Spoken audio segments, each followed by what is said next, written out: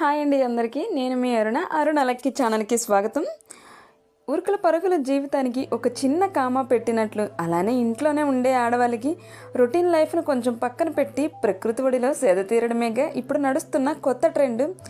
ఆ ఆనందాన్ని అనుభూతిని పొందాలంటే దేవరపల్లి వాటర్ ఫాల్స్ని ప్లాన్ చేశారు మా ఫ్యామిలీ, అలానే మాకు మంచి మోటివేషన్ ఇచ్చే ఫ్రెండ్ ఫ్యామిలీ. ఈ చిన్ని ప్రయాణము, సరదా సరదా కబుర్లు, చిన్ని అడ్వెంచర్స్, ఇదేనండి దేవరపల్లి వాటర్ ఫాల్స్ వీడియో.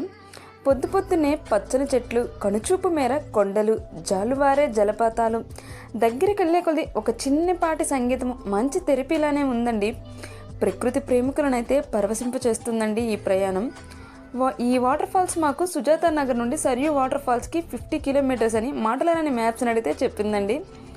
ఈ వాటర్ ఫాల్స్కి మా ప్రయాణము మార్నింగే లేచి ఫుడ్ ప్రిపేర్ చేసుకొని 7:30కే మా జర్నీ అయితే స్టార్ట్ అయ్యిందండి.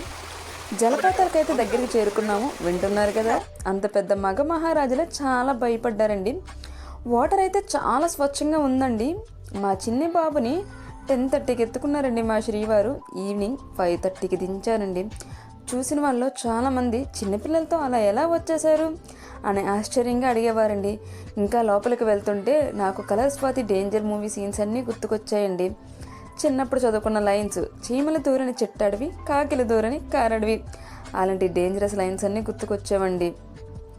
ఇంకా అలా సరదాగా కబుర్లు చెప్పుకుంటూ నడుస్తుంటే వెనకతల పెద్ద గొయ్యి ఉంది, అది చూసుకున్నావా లేదో అని చెప్పేసి మా శ్రీవారు వచ్చి నువ్వు నాకు నచ్చో బ్రహ్మానందం సీన్ గుర్తు చేశారండి. అదిగదిగో వచ్చిందండి సరియు వాటర్ ఫాల్స్. దీనికి చుట్టూ అయితే కంచిని చాలా దట్టంగా వేశారండి.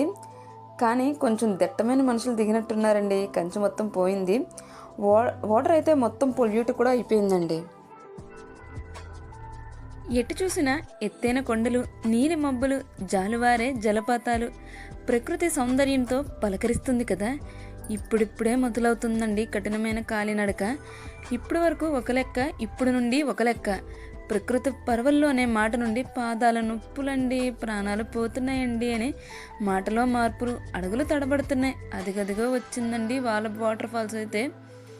ఈ జలపాతం దగ్గరలో ఉన్నప్పుడు నాకు అనిపించిందండి, షాపింగ్ మాల్స్లోని, రైల్వే స్టేషన్లో పెడతారు కదండి ఎస్కలేటర్స్, అది పెడితే బాగుండు అనిపించిందండి. అయ్యి బాబాయ్ ఎన్ని మెట్లండి బాబు. సారీ వాటిని మెట్లు అనకూడదండి, మినీ సైజ్ మేడలని కూడా అనొచ్చండి, అంత దారుణంగా ఉన్నాయండి. ఇంకా నెక్స్ట్ అయితే బాహుబలి వాటర్ ఫాల్స్ ఎక్కాలండి.